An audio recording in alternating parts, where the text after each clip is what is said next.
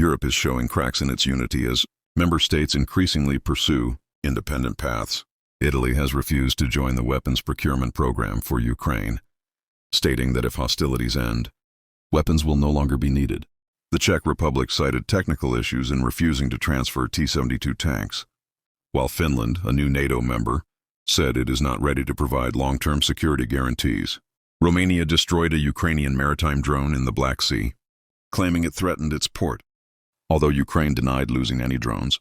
Belgium's prime minister called the likelihood of Russia's defeat low and described frozen Russian assets as theft. Analysts note these actions reflect national interests overriding EU unity, influenced by economic considerations, defense priorities, and strategic ties with Russia and the U.S. In Ukraine, December 6th saw one of the largest nighttime attacks in recent months. Explosions, air defense activity, and drones were reported over Kyiv and surrounding regions.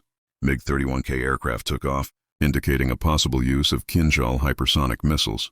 In Fastiv near Kyiv, a massive explosion created a column of light resembling a mushroom cloud, followed by a shockwave that shook buildings.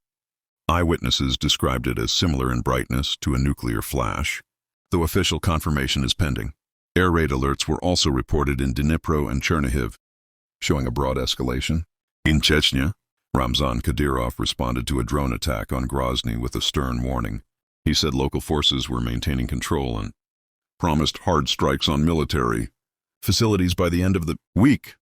Kadyrov described the drones as an attempt to create chaos and intimidation, signaling readiness for retaliatory action and emphasizing concrete deadlines. France faced a serious security incident when drones were detected near the Ile Longue naval base, which houses nuclear submarines.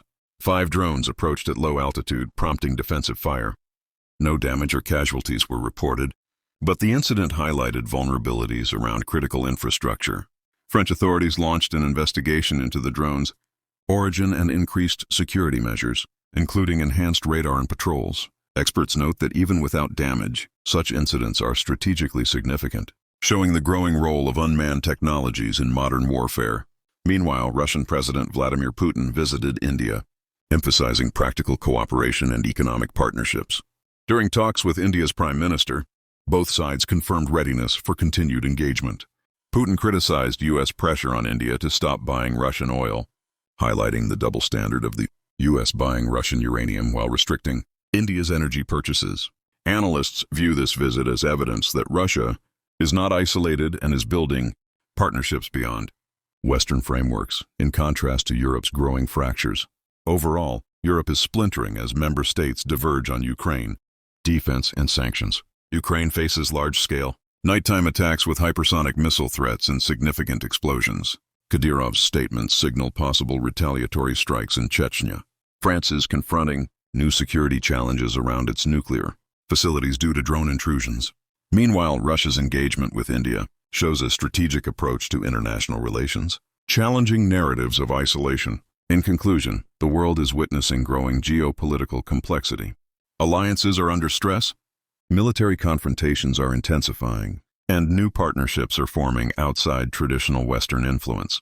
The situation remains fluid, with national interests increasingly shaping global dynamics.